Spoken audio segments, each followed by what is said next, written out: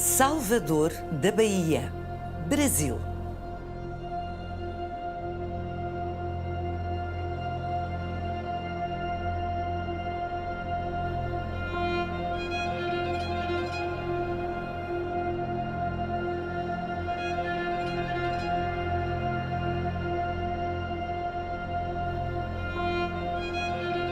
Durante o período colonial, a região da Bahia, aqui em Salvador mais exatamente, teve um dos maiores portos de exportação do Hemisfério Sul.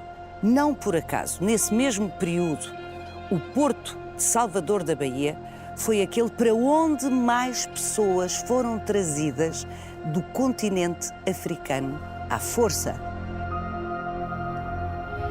Estima-se que entre a segunda metade do século XVI e as duas primeiras décadas do século XIX, chegaram à Bahia mais de 1.500.000 indivíduos escravizados.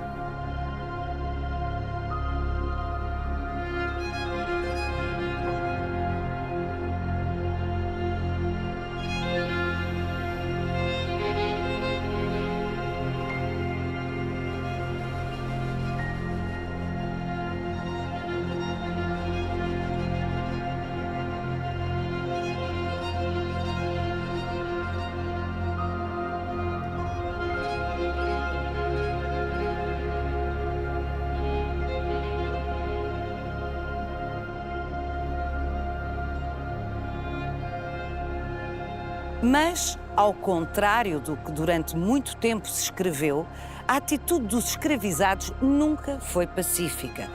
Para lá das muitas formas discretas de resistência, ao longo dos séculos, por todo o Brasil, foram surgindo comunidades de escravizados fugitivos, que num dos casos chegou a ter milhares de pessoas. Vai querer saber mais? Venha connosco nesta visita guiada.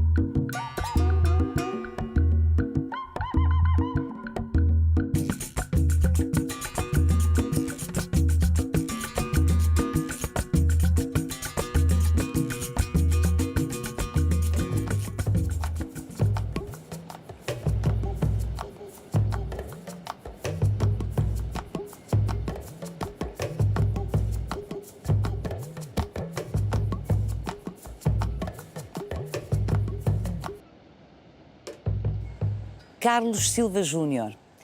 O Carlos é um historiador especialista em tráfico transatlântico de pessoas escravizadas de África. Por que é que escolheu este local para conversarmos? Esse local, essa região onde fica o Forte de Monte Serrat, é um local importante da história do tráfico transatlântico de africanos escravizados para a Bahia. Esse era o local onde acontecia a quarentena dos escravizados. Quer dizer, aquelas pessoas que chegavam depois de uma longa travessia atlântica, que durava de 2, às vezes até 3 meses, e chegavam em condições muito ruins do ponto de vista da saúde, completamente extenuados depois dessa travessia. Muitas dessas pessoas eram colocadas à venda imediatamente após o desembarque, mas tantas outras chegavam muito doentes. Daí, os proprietários desses escravizados, desses cativos, colocavam esses cativos para que eles fossem curados então se aguardava na quarentena. Havia visitas médicas aos navios, identificavam-se as pessoas que estavam doentes com doenças muito variadas, doenças oftalmológicas, falta de vitaminas, Escorbuto? da dieta. Escorbuto, por exemplo, que era conhecido como mal de Luanda, falta de vitamina C, varíola, naturalmente, que são as várias doenças que afetavam os escravizados durante a travessia nos navios negreiros. Então, eles ficavam em quarentena nessa região do Forte de Montserrat, aqui na região da Boa Viagem, e isso aparece com muita frequência na documentação sobre o comércio transatlântico de africanos escravizados para a Bahia.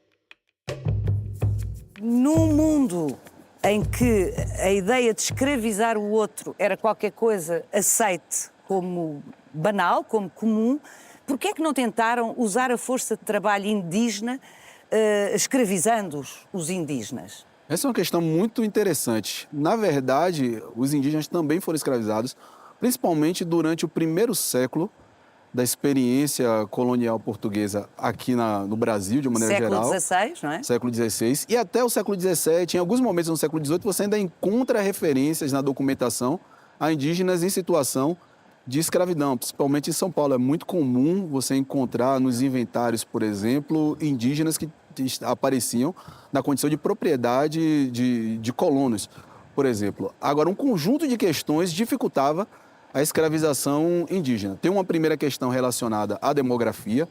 Naturalmente, havia uma demanda crescente por mão de obra e essa população indígena não dava conta de atender a essa demanda.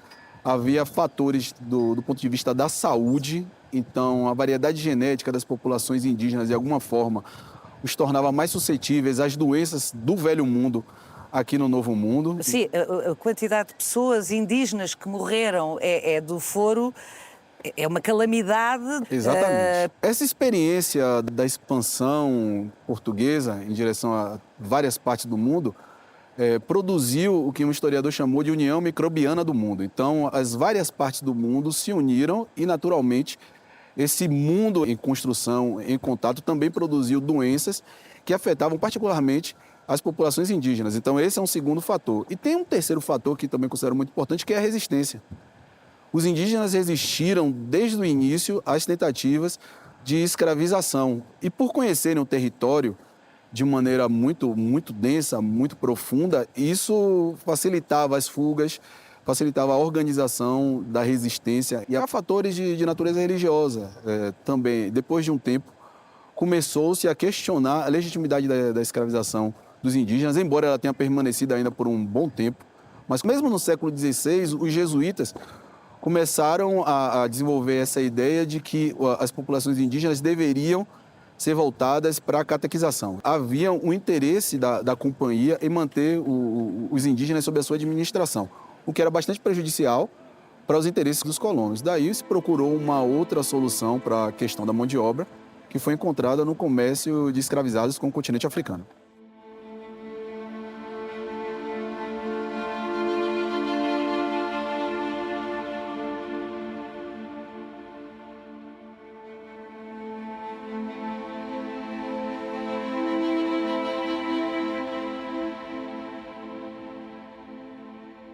Salvador é uma povoação fundada com o objetivo expresso do rei Dom João III de Portugal de passar a ser a capital do governo-geral da América Portuguesa em 1549.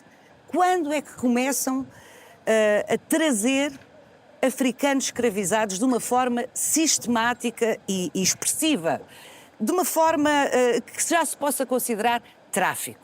Bom, os primeiros desembarques de africanos escravizados aqui no Brasil, de uma maneira mais geral, começam a partir da década de 1530, mas em pequenos números. Para a Bahia, esse volume começa a partir da década de 1580, 1583, 1584, são as primeiras referências que nós temos de desembarques de africanos escravizados, mas em números ainda muito pequenos. O volume do tráfico para a Bahia começa a crescer efetivamente na virada do século XVI para o século XVII, quando você já tem uma consolidação da indústria açucareira nas plantações açucareiras do recôncavo da Bahia. Daí, o comércio transatlântico de africanos escravizados, através desse transporte de pessoas entre os dois continentes, começa a ganhar força, começa a ganhar volume. No século XVI, algo em torno de 30 a 40 mil pessoas desembarcam no Brasil nesse período. A partir do século XVII, esse número cresce exponencialmente. Durante o século XVII, 1 milhão de pessoas foram retiradas do continente africano e trazidas para o Brasil como um todo. Só a Bahia recebeu nesse período pouco mais de 350 mil pessoas. Isso vai crescer ainda mais durante o século XVIII. O cômputo total, segundo as estimativas, é de 2 milhões de pessoas e a Bahia, desse número, recebe aproximadamente 900 mil pessoas, então quase metade de todos os africanos e africanas escravizadas que são retirados do continente africano. Nesse momento, por navios portugueses e brasileiros também, são desembarcados aqui na Bahia. E no século XIX, já depois da independência, o Brasil recebe, num período de 50 anos, um total de 2,5 milhões de pessoas. Isso é absolutamente surpreendente. Confesso que desconhecia em absoluto esse dado. Já depois da independência do Brasil, porquê? Nós tivemos momentos em que o pau-brasil, a exploração do pau-brasil, era atividade dominante, principalmente durante o século XVI. A partir do século XVII, a cana-de-açúcar, e durante o século XVIII, a cana-de-açúcar se consolida como a principal atividade econômica do Brasil. E no século XIX, nós temos o período da expansão do café. E essa expansão crescente do café demandava um número muito grande de escravizados. Daí porque, durante o século XIX, nesse período em que o café se torna o principal produto da pauta de exportações brasileiras, já depois da independência, é importante dizer, o Brasil tem esse crescimento brutal no conjunto de pessoas escravizadas que são trazidas da África para o Brasil. Talvez o grande ciclo da história do Brasil durante esse período colonial e durante o período do Império é o ciclo do comércio negreiro. Havia também um mercado urbano crescente a partir do século XVII, durante o século XVIII, por mão de obra, é a escravidão urbana. E essa escravidão urbana também consumia uma grande mão de obra de africanos e africanas escravizadas que realizavam serviços diversos, como carregadores de pessoas, de mercadorias, vendas de comida e outros produtos, enfim. Então havia esses dois mercados.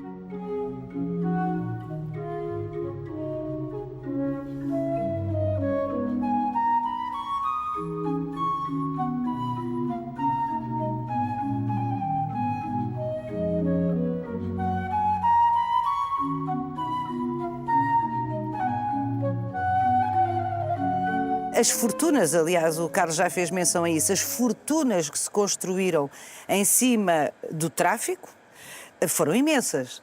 E há situações que hoje, séculos depois, e com, obviamente, outro quadro mental, nos parecem quase incompreensíveis. Os escravizados africanos libertos que passam a ser escravocratas, que passam a ser escravistas.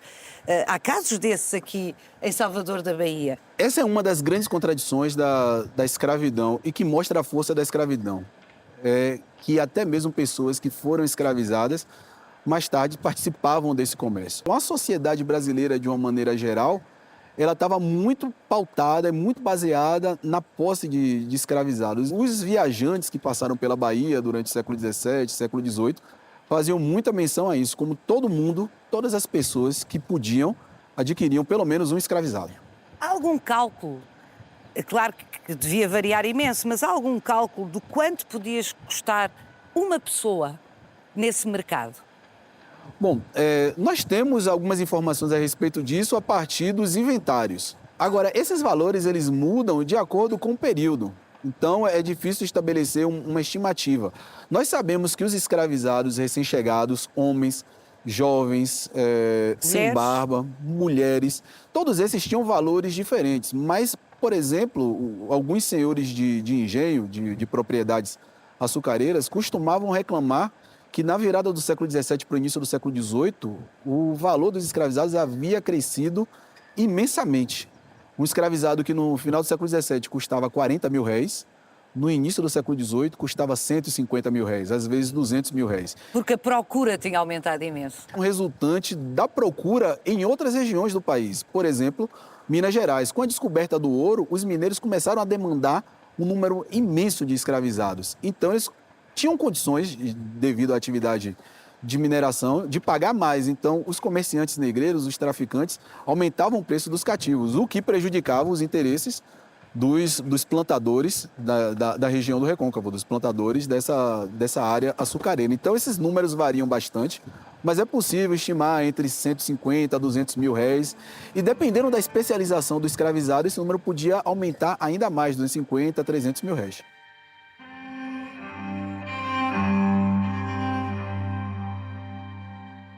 A maneira como qual esses escravizados eram escolhidos é um elemento muito importante para compreender as dinâmicas do próprio comércio. Então, havia estereótipos naturalmente, mas havia também competências técnicas que já eram conhecidas pelos africanos desde a África e que eram colocadas a serviço dos interesses escravistas aqui. Então, isso explica, por exemplo, por que em determinados momentos certas regiões do continente africano foram preferidas em detrimento de outras. Para ficar num exemplo, as populações que vêm da África Ocidental, especialmente de uma área que era conhecida durante o século XVII, XVIII e XIX como Costa da Mina, que hoje correspondem aos países do Togo, do Benin e o sudoeste da Nigéria, nessa área, os africanos dessa região, que eram chamados de Minas, de uma maneira bastante genérica, porque eram muitos povos, mas havia esse grande rótulo chamado de Minas, eles eram muito desejados em Minas Gerais, por exemplo, porque havia essa ideia de que eles dominavam técnicas de metalurgia e técnicas de conhecimento do ouro. Muitas dessas ideias eram estereótipos, porque efetivamente da região da Costa da Mina, de onde vieram a maior parte dos escravizados que desembarcaram na Bahia, e muitos desses escravizados da Bahia eram mandados para Minas Gerais, eles não vinham exatamente de regiões onde o ouro era tão abundante. Porém, há outras regiões próximas, como por exemplo em Gana, onde nós tivemos um número pequeno, mas tivemos também escravizados dessa área que foram desembarcados aqui, que provavelmente ensinaram as técnicas para as outras pessoas. Mas isso se difundia como um grande estereótipo de que os africanos de nação mina eram conhecedores das técnicas de prospecção de ouro, da descoberta de ouro, e por isso você encontra na demografia de Minas Gerais, de maneira muito positiva, a presença de africanos minas, africanos dessa região da Costa da Mina. Carlos, temos estado a conversar sobre como é que as coisas se processavam à chegada das pessoas africanas escravizadas, aqui em Salvador e no Brasil em geral. Vamos agora falar como é que as coisas se processavam à partida. Os portugueses nunca conseguiram efetivamente adentrar o interior do continente africano. Então, as negociações eram realizadas principalmente com as chefias locais, com os chefes locais, com as elites políticas e com as elites econômicas que garantiam esse suprimento de escravizados que eram exigidos pelos navios negreiros de bandeira portuguesa e navios negreiros também no Brasil. Há regiões onde os portugueses conseguiram, de alguma maneira, se enraizar, como, por exemplo, em Luanda. Então, eles conseguiram conquistar a região da ilha de Luanda, que fica em Angola, ou de Moçambique, onde no século XVIII se estabeleceu uma administração colonial, tanto em Luanda quanto em Moçambique. Luanda muito mais cedo. Sim, mas são exceções. Mas são exceções. São exceções, porque de facto até finais do século XIX, inícios do século XX, com a corrida à África, como o Carlos sabe muito melhor que eu, não houve colonização do continente africano. Não houve ocupação por parte dos europeus do continente africano. Até um momento do final do século XIX, quando nós temos o estabelecimento do colonialismo, efetivamente, do ponto de vista jurídico, inclusive, as experiências de ocupação portuguesa no litoral africano ficavam restritas a poucos espaços. De maneira geral, o comércio era realizado com as autoridades locais. Havia um processo de escravização que começava no continente africano, através dessas ações de captura ou dessas punições judiciais que haviam se transformado ao longo do tempo, o que nós chamamos das transformações da escravidão no próprio continente africano. A escravidão da África existia, antes da chegada dos europeus, existia, só que ela é transformada por uma dinâmica atlântica que exige um número cada vez maior de escravizados. E aí você tem essas transformações. Então, essas elites políticas e essas elites econômicas africanas contribuíram significativamente para o aumento desses processos judiciais, para o aumento dessas punições e para o aumento de uma oferta de cativos que era provocada por uma demanda cada vez maior que vinha da Europa ou que vinha das Américas. Esses reinos africanos negociavam principalmente com prisioneiros de guerra.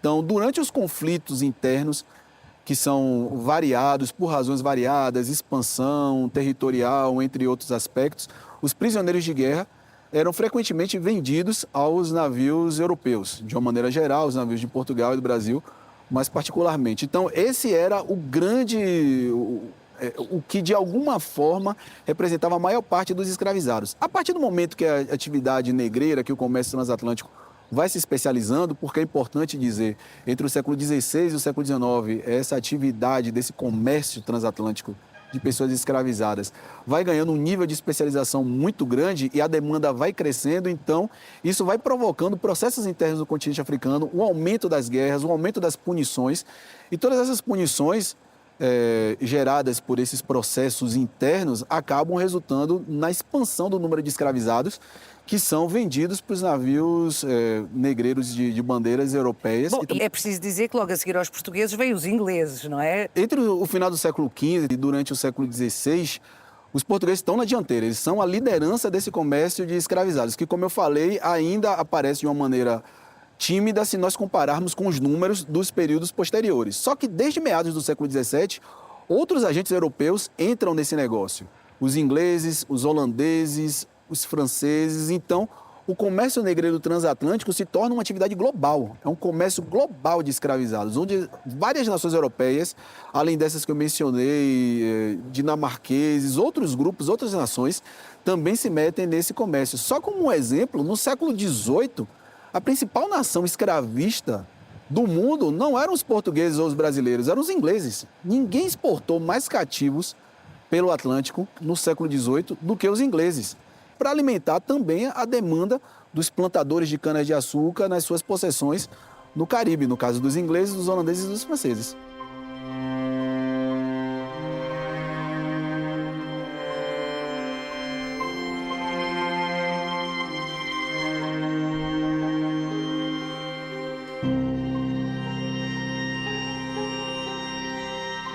O comércio transatlântico de africanos escravizados, ele tem essa característica de não ser localizado num único espaço. Então, em diferentes portos da África Ocidental, da África Central Ocidental, mesmo da África Oriental, diferentes grupos étnicos acabaram sendo escravizados. E a Bahia era um celeiro desses diferentes grupos, gente que vinha da Costa da Mina, gente que vinha de Angola, gente que vinha de Moçambique. Então, são muitos grupos étnicos que vão se reorganizar.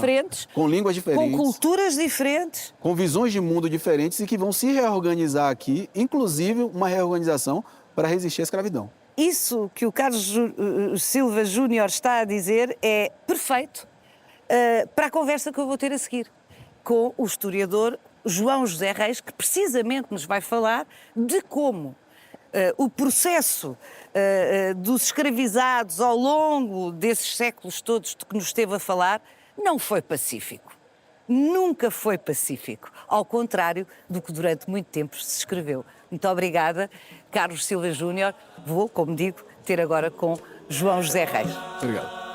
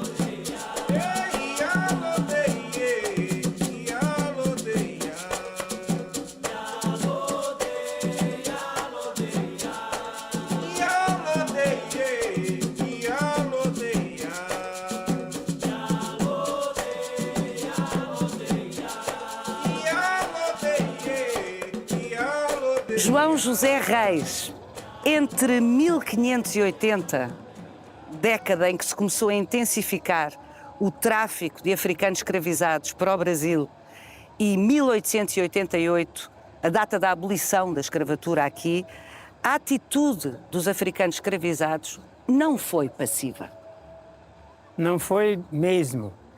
O que a gente se engana é que a gente considera apenas como resistência, como rebeldia, os movimentos coletivos.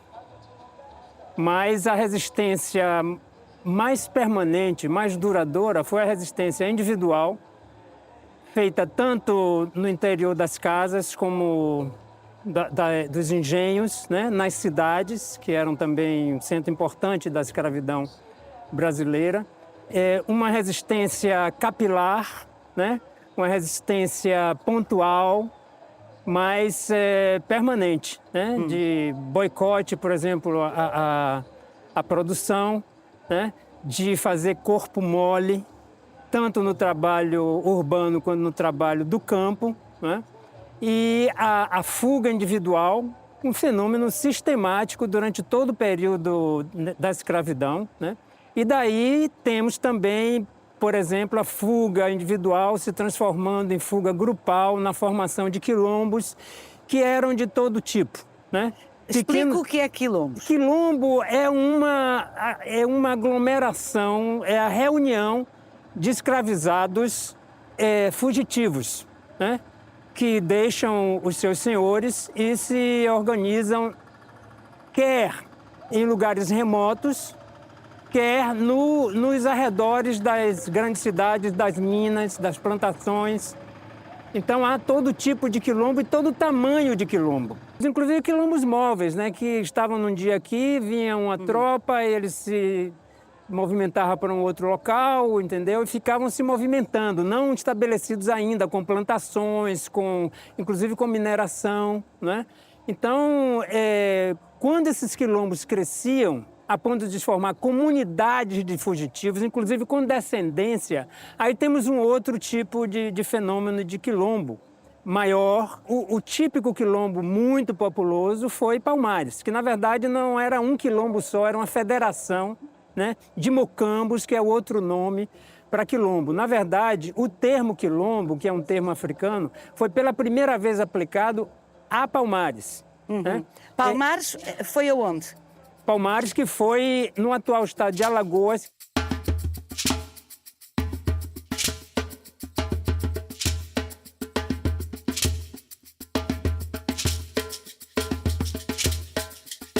Palmares só foi destruído no final do século XVII, né? A morte de Zumbi marca o final do quilombo de Palmares em 1695, né?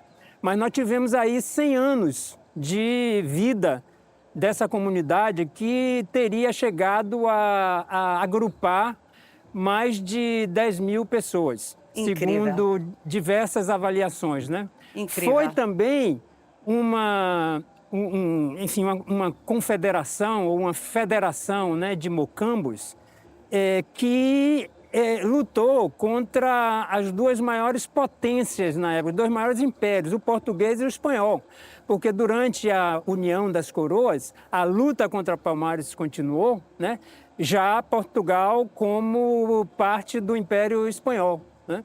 Então, e também dos holandeses, porque durante a ocupação de Pernambuco pelos holandeses, Palmares já existia e o movimento... Inclusive, temos relatos e até desenhos, né, feitos por artistas flamengos do quilombo de Palmares.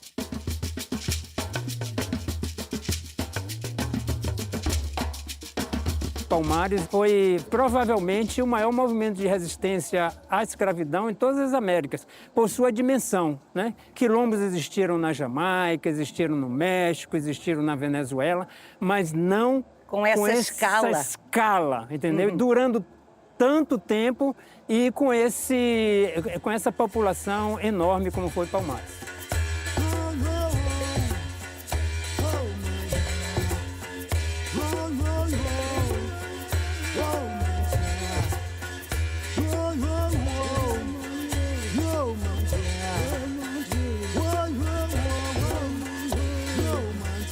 João, um ano antes da coroa de Portugal se vir instalar no Rio de Janeiro para escapar às invasões francesas e para manter a soberania da monarquia portuguesa, vieram em 1808. Em 1807, houve uma importante revolta aqui na Bahia. Isso. Sim, essa revolta foi uma revolta de escravizados de origem Haussá, que é um grupo étnico que existe ainda hoje, naturalmente, no norte da Nigéria. Eles tinham sido vítimas de uma jihad, né, uma guerra santa muçulmana, entre muçulmanos que pregavam um Islã mais depurado, né, mais ortodoxo, contra um Islã desviante, muitas vezes misturado com as religiões locais e assim por diante. Mas também um movimento contra a escravização pelos chefes Haussais, que eram nominalmente muçulmanos, né, de muçulmanos legítimos. Então foi um movimento anti-escravista lá, mas que ao mesmo tempo produziu um enorme volume de prisioneiros de guerra que foram carreados para o litoral e vendidos aos traficantes baianos, né? E eles vieram desembarcar na Bahia, tá? A guerra santa começou em 1804. 3 anos depois, esses Haussais já tentavam derrubar a escravidão na Bahia. Em 1807, eles organizaram uma sofisticada revolta aqui na Bahia, mas que foi descoberta com antecedência e sufocada. Mas foi um movimento, do ponto de vista do planejamento, concessão, muitíssimo sofisticado, né? Com articulações não apenas dentro da cidade, como com o Recôncavo. Ele já tinha, inclusive, essa consciência, digamos assim, estratégica de que, sem ganhar o Recôncavo, que era onde estavam concentrados os escravizados trabalhando nos engenhos, sem adesão desses, nenhuma revolta poderia ser bem-sucedida, né? Os Haussais perderam esse primeiro, né, movimento, muito porque, então, governava a Bahia o Conde da Ponte, que era obcecado pelo controle dos escravizados. Ele nunca havia pisado, né, num lugar escravista. Ele tinha, embora Lisboa fosse escravista até, né, até bastante, mas ele se surpreendeu com o que ele achava que era uma vida muito folgada dos escravizados na cidade da Bahia, né? E ele próprio era um grande escravista no Brasil, porque ele tinha engenhos, ele tinha fazendas no sertão, ele era o cabeça da chamada Casa da Ponte, que dividia com a Casa da Torre as terras da Bahia, né? Que eram terras a perder de vista, né? Portanto, era mais que um governador. Era interessado em segurar a sua mão de obra gratuita. Exatamente. Então, ele, desde o início, um dos principais projetos dele foi precisamente combater isso que ele achava de indisciplina, tá? De indisciplina dos escravos, de responder a senhores, de andar com uma certa ousadia nas ruas, de encarar os brancos, entendeu? De não baixar a cabeça para os brancos. Mais ainda, ele dizia, do que os nossos homens livres que nos servem em Portugal, que esses abaixam a cabeça, mas os negros aqui não querem baixar a cabeça. Então, esse homem, ele foi muito, muito, muito dedicado ao combate. Repressão, não é? À repressão. E ele reprimiu quilombos que existiam na periferia da cidade, quilombos e também casas de comunidades religiosas, né, africanas. Provavelmente o que depois vai se chamar de candomblé, né?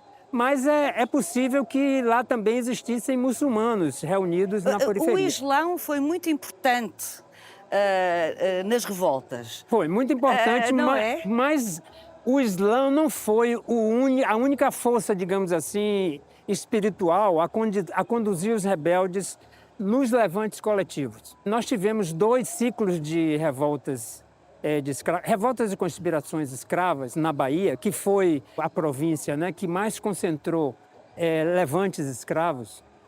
A Bahia. A Bahia. O primeiro ciclo foi precisamente capitaneado e levado a cabo principalmente por Haussais.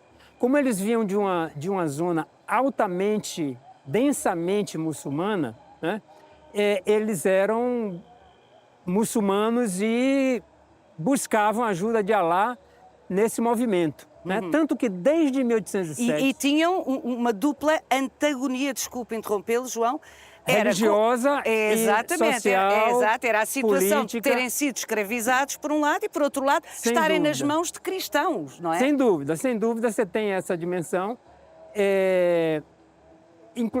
Desde então, desde 1807, há notícias do confisco de papéis escritos em árabe. Mas não sobraram esses papéis no inquérito que foi feito em 1807. Como não sobraram em 1814, que foi uma outra importante revolta. E entre 1807 e 1814, em 1809, houve mais uma revolta que foi caracterizada por uma fuga em massa de Salvador em direção ao Recôncavo. Só que foram barrados no meio do caminho. A mesma coisa em 1814. Uma revolta que começou nos arredores de Salvador, que incendiou, digamos assim, primeiramente uma comunidade que até hoje existe com esse nome de Itapuã, onde existiam armações de baleia, né? Porque a pesca de baleia era uma indústria importantíssima naquela época aqui. E essas armações foram incendiadas, a povoação de Itapuã, muitas casas foram incendiadas e eles tentaram, pela terceira vez, chegar ao Recôncavo. Foram barrados no meio do caminho. A revolta de 1814 já não tinha no governo mais o Conde da Ponte, tinha o Conde dos Arcos, né? E aí temos uma interessante, como dizer assim, comparação a ser feita entre o estilo de governo do Conde da Ponte, que era o falcão, né? Que era o repressor, e o Conde dos Arcos. O Conde dos Arcos, que era um filho do iluminismo, ele entendia que a revolta escrava resultava do maltratamento que os escravos recebiam dos seus senhores. Então, ele queria que os senhores mudassem o seu estilo de governo, senhores que já haviam se acostumado com o estilo de governo do Conde da Ponte. Entendeu? Então, ele não conseguiu, e houve um conflito, na verdade, muito forte entre o Conde dos Arcos e o então comandante das armas, que era também senhor de engenho, e que chegou a viajar para o Rio de Janeiro para se queixar de que o Conde dos Arcos ficava passando a mão na cabeça dos escravizados e, por isso, eles se tornaram ainda mais rebeldes. É muito interessante o João estar a chamar a esta nossa conversa esses dois governos e esses dois estilos de abordagem, porque de alguma forma isso vai perpetuar-se já depois da independência, não é? Essa tensão entre escravistas, velha guarda, de pulso duro, e os outros mais com uma posição mais humanista.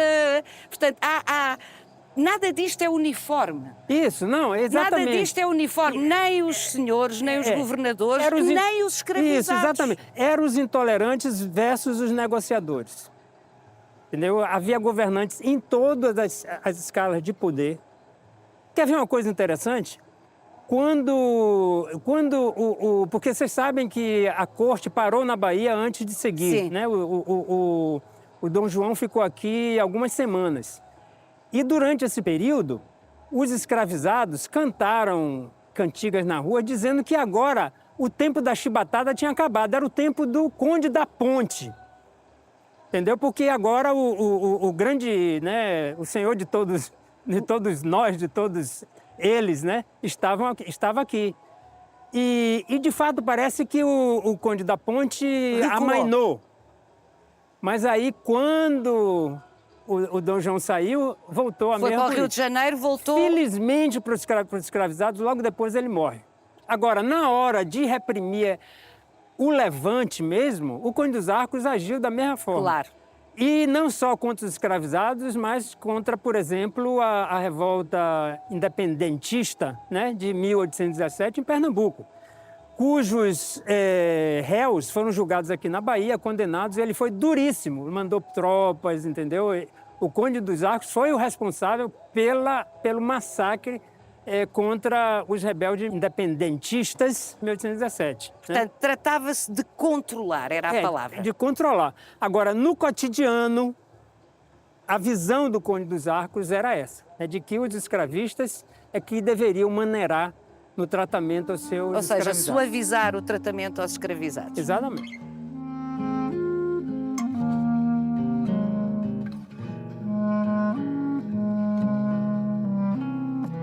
Como eu disse antes, houve um primeiro ciclo de revoltas Sim. Hausais. Depois houve um ciclo mais intenso de revoltas dos Nagôs, que era como os Iorubás eram chamados na Bahia. O conflito da década de 1820 foi a intensificação de conflitos internos em Oió. Oió era o principal reino iorubá e o grupo de iorubás muçulmanos concentrados no território de Ilorin. É esse grupo que perde a guerra e são vendidos como escravizados no litoral aos traficantes baianos e vêm desembarcar na Bahia, tá? E isso está acontecendo em meados da década de 1820. E é exatamente nesse momento que os porões dos navios se enchem de devotos do candomblé. Homens, mulheres, crianças, jovens, adultos, entendeu? Então, o que nós temos ao final, digamos, da primeira metade do século XIX, é uma população iorubá chamada Nagô, na Bahia, que é majoritariamente devota de candomblé, tá? Mas que tem uma minoria também importante de militantes muçulmanos que, ao chegarem aqui, continuam a pregação, né? E convertem muitos desses outros iorubás nagôs, tá? Então, esse grupo de nagôs muçulmanos, que eram chamados de malês, a palavra malê vem da palavra imalê, que em iorubá significa muçulmano, precisamente. Esse grupo de malês fazem a revolta de 1835, a maior revolta urbana das Américas escravistas. Foi a revolta de 1835, conhecida como Revolta dos Malês.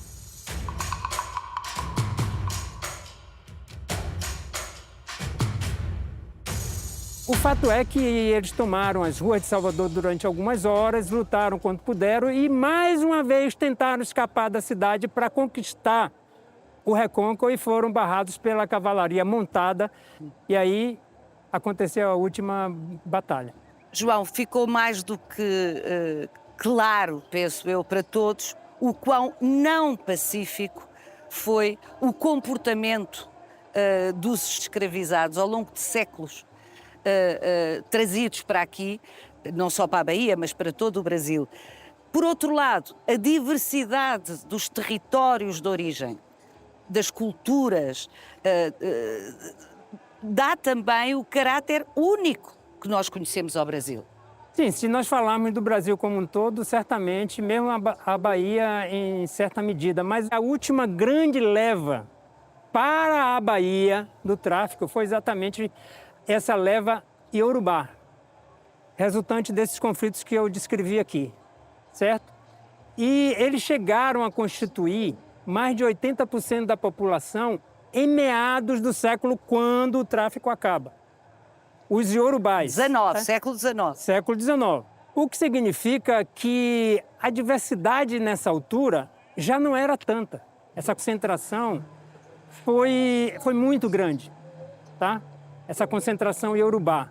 Como resultado exatamente desses conflitos lá, que produziu uma oferta imensa, né, de vítimas para o tráfico, no momento que havia também uma demanda muito grande. Resultado é que a Bahia importou, nesse período de 1800 a 1850, em torno de 450 mil pessoas, né, da África. Sendo que o tráfico total dos mais de 300 anos para a Bahia foi de em torno de 1,5 milhão. E para o Brasil, em torno de 4 milhões. Para mais ou para menos, o Brasil que importou 45% de todo o tráfico transatlântico para as Américas.